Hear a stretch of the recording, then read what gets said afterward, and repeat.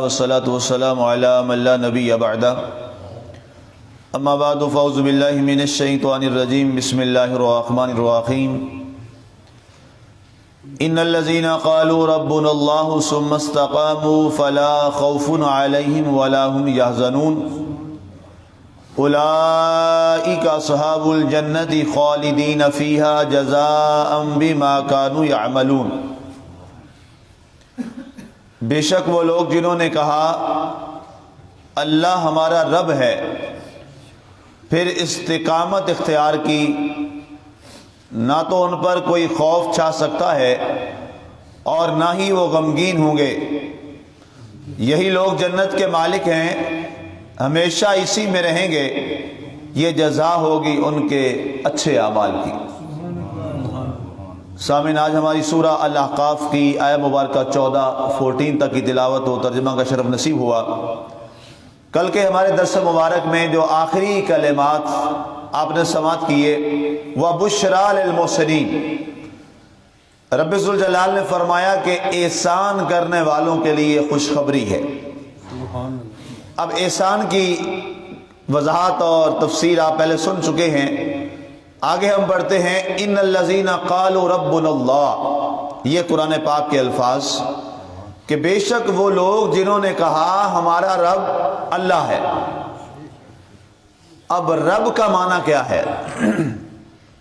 رب کے معنی میں جو سب سے مشہور معنی جو عربوں میں کیا جاتا ہے، رب کا معنی ہوتا ہے ہر مصیبت اور تکلیف میں جو آپ کو سہارا دینے والا ہے اسے رب کہا جاتا ہے۔ دوسرا معنی، جب آپ اتنے بے بس ہوں کہ آپ اپنے لیے کچھ کھانے کا رزق کا اہتمام نہ کر سکیں تو جو آپ کو کھلائے اور پلائے اسے عربی میں رب کہا جاتا ہے۔ اللہ تعالیٰ نے یہ الفاظ ماں باپ کے لیے بھی استعمال کیے ہیں، رب کے۔ ربوبیت صغریٰ ہے ماں باپ۔ کیا فرمایا؟ تم یہ دعا کیا کرو رب ارحمہما کما ربیانی صغیرا، اے اللہ میرے ماں باپ پر رحم فرما جیسے انہوں نے بچپن میں مجھے پالا تھا۔ وہاں رب نے لفظ کیا استعمال فرمایا؟ اللہ نے رب یعنی، وہ یعنی تو جو ہے وہ ظاہر ہے متکلم کا سیغہ ہے، یا نسبت کی اپنی جانب ہے، لفظ اصل میں کیا ہے وہاں پر؟ ربا یا ربا۔ تو مفسرین نے یہ بات لکھی ہے کہ جیسے ماں باپ کو اللہ تعالیٰ نے جو یہ ٹائٹل دیا ہے، یہ اس لیے دیا ہے کہ اللہ تعالیٰ وہ رب ہے، رب کا معنی یہ لینا ہے رزق دینے والا، پالنے والا۔ اللہ وہ رب ہے جو بغیر کسی طمع اور لالچ کے وہ اپنے بندوں کو پالتا ہے، مسلمان کو بھی پالتا ہے، کافر کو بھی پالتا ہے، منافق کو بھی پالتا ہے، عیسائی کو بھی پالتا ہے، یہودی کو بھی پالتا ہے، ہر ایک کو وہ پال رہا ہے۔ جو اسے مانتا ہے اسے بھی پالتا ہے، جو نہیں مانتا اسے بھی پالتا ہے۔ فرمایا ماں باپ کو رب نے یہ اعزاز ربا والا اس لیے دیا، رب والا اس لیے دیا کہ ماں باپ بھی اپنی اولاد کو پالتے ہیں بغیر کسی لالچ کے۔ کوئی لالچ نہیں ہوتا ماں باپ، اور بے لوث وہ اپنی اولاد کو پالتے ہیں۔ نہ وہ دھوپ دیکھتے ہیں، گرمی کی شدت دیکھتے ہیں، نہ بلا کی سردی دیکھتے ہیں، نہ دن دیکھتے ہیں نہ رات دیکھتے ہیں۔ باپ کماتا ہے، بڑھیپے کی عمر میں بھی وہ کماتا ہے، اپنے اوپر نہیں لگاتا، اپنی اولاد پہ لگاتا ہے۔ خود اچھا نہیں کھاتا، اولاد کو اچھا کھلاتا ہے، خود اچھا نہیں پہنتا، اپنی اولاد کو اچھا پہناتا ہے۔ کیا ہے؟ کوئی اس سے طمع اور لالچ نہیں ہے، یہ بے لوث ہوتا ہے۔ تو اللہ تعالیٰ نے ماں باپ کو اتنا بڑا درجہ دیا کہ جو اس نے اپنے لیے نام استعمال کیا ہے نا رب کا، رب تعالیٰ نے وہ نام ماں باپ کے لیے استعمال قرآن میں فرمایا۔ ہو سکتا ہے کسی اور جگہ پہ کوئی اور استعمال کرتا تو لوگ کہتے یہ شرک ہو گیا۔ حدیث پاک میں آتا، لوگ کہتے اس کی تعویل کر لو، میں بھی اس میں کوئی ایسا بات آ جائے یا کوئی شکوک و شبہات یا حدیث کی روایت پہ بات کر لیتے کہ کمزور حدیث ہے، ضعیف حدیث ہے، یا یہ فلاں راوی جو ہے یہ ضعیف ہے، لیکن یہ الفاظ نہ حدیث میں ہیں نہ فقہ کی کتابوں میں ہیں، بلکہ کہاں پہ ہیں؟ اللہ کے پاک کلام قرآن میں موجود ہے، سبحان اللہ۔ اور بلکہ دعا سکھائی گئی۔ پیارے حبیب آپ فرمائیے، آپ اپنے امتیوں سے بھی فرمائیے رب ارحمہما، یہ دعا مانگا کریں، رب ارحمہما کما ربیانی صغیرا، اے اللہ میرے ماں باپ پہ رحم فرما جیسے انہوں نے بچپن میں مجھے بے لوث پالا تھا۔ سبحان اللہ۔ عربی میں دعا نہیں مانگ سکتے، اردو میں دعا مانگ لیا کریں، عربی نہیں یاد رہتی، لیکن یہ دعا ضرور اپنے ماں باپ کے لیے کیا کریں، یہ دعا رب نے قرآن میں سکھائی ہے۔ تو اب یہاں پہ اللہ نے فرمایا ان الذین قالوا ربنا اللہ، جن لوگوں نے یہ اعلان کیا اور یہ کہا ہمارا پالنے والا، ہمارا آسرا، ہمارا سہارا، ہمارا ماوا، ہمارا ملجا، ہمارا آقا، ہمارا مالک، ہمارا رازق، ہمارا کافی، ہمارا وافی، ہمارا سب کچھ کون ہے؟ وہ اللہ ہے۔ ساری ذات اسی کی عظیم ہے، عرفہ ہے، اعلیٰ ہے، اولا ہے، ازل سے ہے، ابد تک ہے، ہر چیز کا مالک وہ ہے، خالق وہ ہے۔ اس بات کو مان لیا، دل سے تسلیم کر لیا اور اپنے آپ کو غلام بنا لیا۔ فرمایا جنہوں نے پھر یہ کہا اور دل سے اس کو تسلیم کر لیا، ثم استقاموا، پھر صرف کہا نہیں ہے، پھر اس پر ڈٹ بھی گئے۔ اصل چیز ہے ڈٹ جانا۔ دعوے تو بڑے لوگ کرتے ہیں، دعویٰ پر جب دلیل مانگی جاتی ہے تو پھر کمزور پڑ جاتے ہیں۔ یاد رکھیے گا، محبت ایک دعویٰ ہوتا ہے، اور محبت دعویٰ ہے تو پھر وہ دلیل مانگتی۔ دلیل کے بغیر تو دعوے سچے نہیں ہوا کرتے۔ دنیا کی عدالتوں میں دعویٰ بغیر دلیل کے ثابت اور گواہوں کے نہیں ہوتا، تو بتاؤ وہ تو بارگاہ اور وہ عدالت تو ساری کائنات کی عدالتوں سے بڑی عدالت ہے، وہاں دعویٰ بغیر دلیل کے کیسے سچا ہو سکتا ہے؟ نہیں ہو سکتا۔ فرمایا ثم استقاموا، پھر ڈٹ گئے۔ پھر جنہوں نے ڈٹ کے دکھایا نا، اللہ فرماتا ہے پھر ان کے لیے انعام بھی میں نے کمال کر رکھا ہے، فلا خوف علیہم ولا هم یحزنون، سبحان اللہ۔ خوف اپنی ذات کا اور غم اپنوں کا۔ فرمایا پھر دنیا میں وہ بے خوف ہیں، انہیں کوئی خوف اور ڈر نہیں آتا۔ کیوں؟ انہوں نے اپنے رب کو جو اللہ مان لیا۔ سبحان اللہ۔ لوگوں نے پوچھا کہ جناب یہ نبی صلی اللہ علیہ وآلہ وسلم کے صحابہ کرام ہیں، انہیں ڈر ہی نہیں آتا؟ نہ انہیں دشمن کا ڈر ہے، نہ انہیں تلوار کا ڈر ہے، نہ انہیں بادشاہوں کا ڈر ہے۔ جناب ایک فاروق اعظم رضی اللہ تعالیٰ عنہ اکیلا ہے اور 22 لاکھ مربع میل کا بادشاہ ہے، امیر المومنین ہے۔ 22 لاکھ مربع میل، اتنی بڑی ریاست، اتنی بڑی سلطنت، پاکستان سے 3 گنا بڑی ریاست کے امیر تھے آپ، حضرت سیدنا فاروق اعظم۔ پاکستان جیسے 2 اور ملکوں اور تیسرا یہ ہو تو 3 ملک بنے تو وہ ایک ریاست بنتی تھی جس کے امیر تھے حضرت سیدنا فاروق اعظم رضی اللہ تعالی عنہ۔ اتنی بڑی ریاست کا امیر ہے اور رات کی تنہائیوں میں اور دن کی رانائیوں میں اکیلا چلتا ہے، کوئی اس کے ساتھ گارڈ نہیں ہے، کوئی محافظ نہیں ہے اور اسے کوئی خوف اور ڈر نہیں ہے۔ لوگوں نے پوچھا اے عمر تجھے ڈر نہیں لگتا، تجھے خوف نہیں لگتا؟ کیسر و کسریٰ کے ایلچی آئے، انہوں نے جب پوچھا کہ ہم تمہارے بادشاہ سے ملنا چاہتے ہیں، تو ایک صحابی رسول ملے، انہوں نے کہا ہمارے بادشاہ نہیں ہوتے، ہمارے امیر ہوتے ہیں۔ کہا اچھا تمہارا امیر کدھر ہے؟ کہا ابھی یہ یہاں پہ جا رہا تھا، یہ جنگل کی طرف جا رہا تھا، ابھی میں نے دیکھا ہے۔ وہ بڑا حیران ہوا کہ انہیں پتہ ہی نہیں اور وہ ایسے جا رہا تھا، اتنی بڑی ریاست کا امیر ہے۔ وہ تحفے طائف لے کے آیا تھا، کچھ اشرفیاں لے کے آیا، کچھ خوشبو لے کے آیا۔ تو جب وہ چلا تو کیا دیکھا؟ درخت کے نیچے یہ بایاں والا ہاتھ ایسے رکھا ہوا ہے اور 22 لاکھ مربع میل کا بادشاہ اور امیر وہاں سو رہا ہے، اور گرمی کی وجہ سے پسینہ ہے اور وہ نیچے بہ رہا ہے اور کچھ مٹی جو ہے وہ جسم کے ساتھ لگی ہوئی ہے۔ اس نے کہا احاذ العمر، کیا یہ عمر ہے؟ آپ نے آنکھ کھولی، فرمایا ہاں انا عمر، میں عمر۔ سبحان اللہ۔ وہ حیران ہو گیا۔ اس نے کہا عمر اتنی بڑی ریاست کا بادشاہ ہے اور کیسر و کسریٰ کے جو بادشاہ ہیں وہ تیری آواز سے لرز جاتے ہیں، تیرے سائے سے ڈر جاتے ہیں، اور نہ تیرا کوئی محافظ، نہ کوئی تیری بات، نہ کوئی اور چیز، اور تو اکیلا۔ انہوں نے کہا مجھے محافظ کی ضرورت نہیں ہے، میرا محافظ میرا اللہ۔ فرمایا میں ڈروں کیوں؟ کیا میں نے کسی کا حق کھایا؟ تو مجھے کوئی قتل کرے گا، مجھے کوئی مارے گا؟ اور فرمایا جب مجھے موت آنی ہے تو کیا تم ضمانت دیتے ہو میرا محافظ مجھے بچا لے گا؟ میں نے کبھی کسی کا حق نہیں کھایا اور میں اللہ سے ڈرتا ہوں، اللہ کے سوا کسی اور سے نہیں ڈرتا۔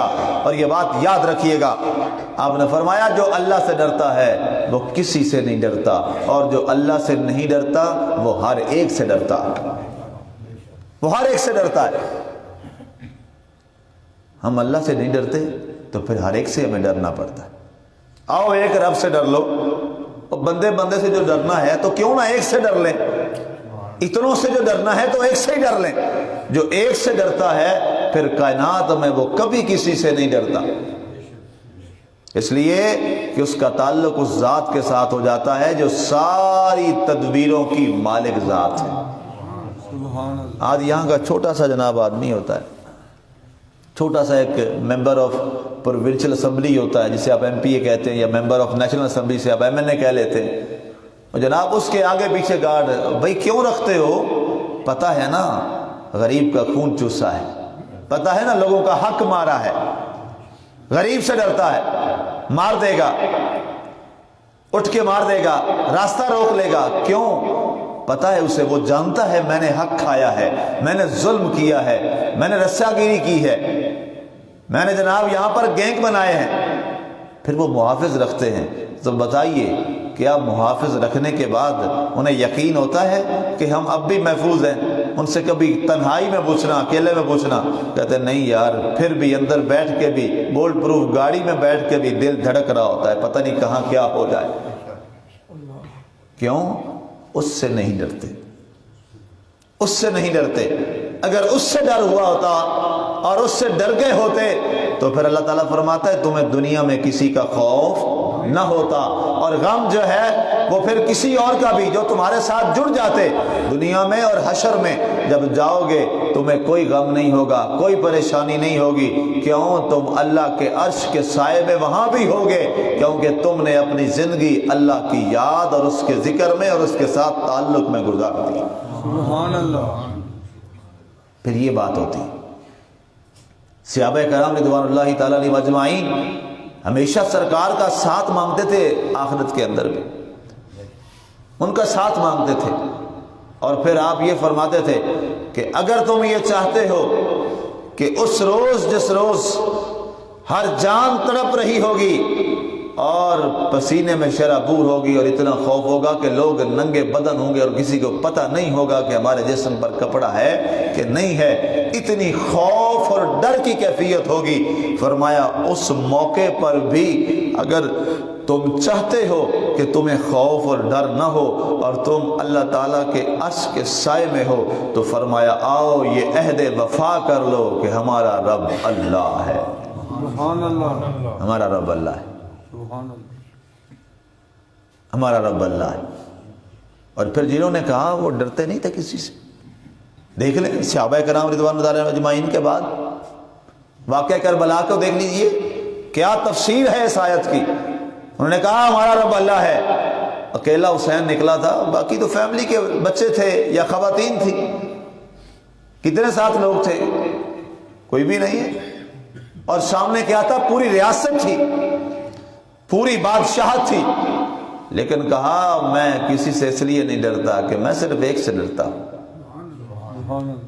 اس کے بعد آگے آ جائیے، مار کے یہ چلتے رہے، امام زین العابدین تک آ جائیے، امام جعفر الصادق تک آ جائیے، امام باقر تک آ جائیے، انہوں نے ثابت کیا۔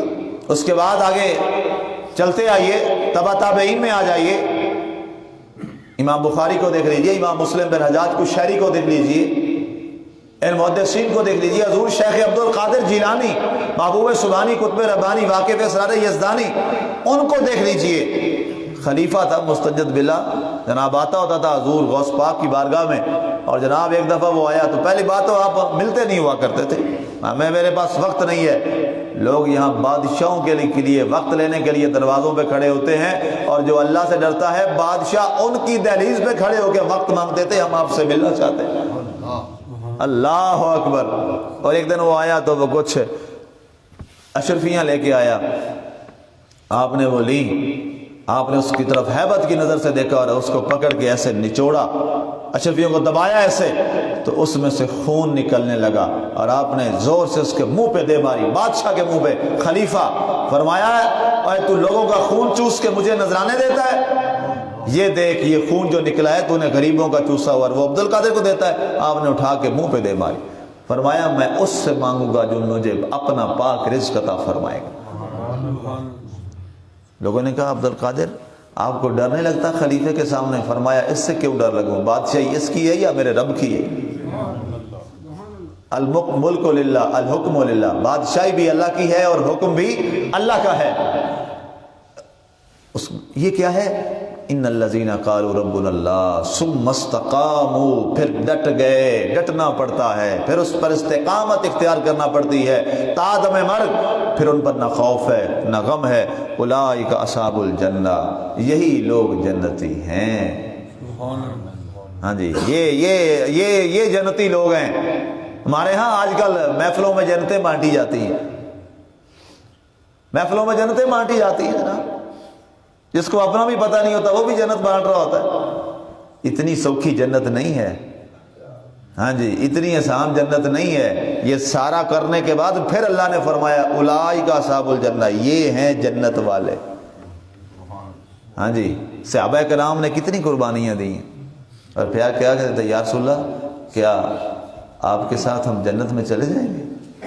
اللہ اکبر، اللہ اکبر۔ خدا را یہ کنسیپٹ ختم کرو، یہ ہمارے مسلک میں پتہ نہیں یہ باتیں کدھر سے آ گئی ہیں، ہمارے مسلک کا تو بیڑا غرق ہو گیا۔ یہ پتہ نہیں ہمارے علماء بھی چپ کہتے ہی نہیں، یہ پتہ نہیں اپنے معاملات ہیں۔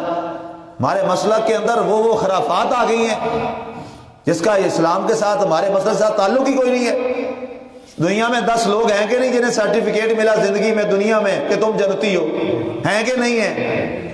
جنہیں سرٹیفکیٹ ملا تھا کس کی طرف سے؟ حضور صلی اللہ علیہ وسلم کی طرف سے کہ تم جنتی ہو، جنہیں ہم کہتے ہیں عشرہ مبشرہ۔ 10 صحابہ کرام، بتائیں انہوں نے ساری زندگی کیسے گزاری؟ دیکھیں بتائیں، حضرت علی جیسا بندہ، اللہ اکبر، سیدنا صدیق اکبر جیسا انسان، سیدنا عثمان غنی جیسا سخی، سیدنا فاروق اعظم جیسا پاکیزہ۔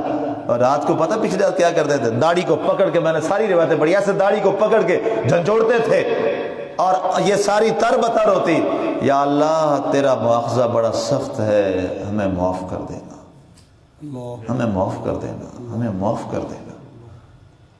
ہمارے ہاں وہ بھائی کوئی نہیں، عجیب تصور آ گیا، عجیب مزاج آ گیا۔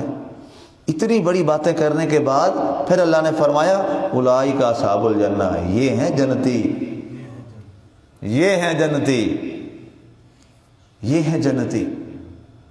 عمل شمل ہمارا ہوتا کوئی نہیں، اور دعوے ہمارے بابانگے دول ہوتے۔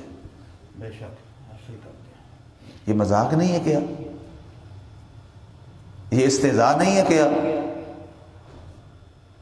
نام سیدنا صدیق اکبر کے لیتے ہیں اور عمل کسی اور کی طرح، نام علی کا لیتے ہیں اور عمل کسی اور طرح۔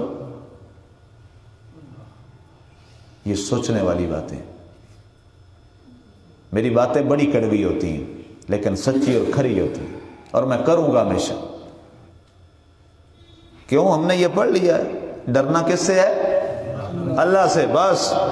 اور جس سے لوگوں سے ڈر ڈر کے، بندوں سے ڈر ڈر کے کرو گے تو کیا وہ راضی ہو جائیں گے؟ بندوں نے پھر بھی راضی نہیں ہونا، تو کیوں نہ ایک کو راضی کر لیں، اور جب وہ راضی ہو جائے گا تو پھر ساری کائنات کا راضی خود ہی ہو جائے گی، نہیں ہوگی تو پھر کوئی ضرورت بھی نہیں ہے راضی کرنے کی۔ کیوں؟ اپنا یار راضی کرو بس۔ یہ جنتی لوگ ہیں، خالدین فیہا، وہ اس میں ہمیشہ ہمیشہ رہیں گے۔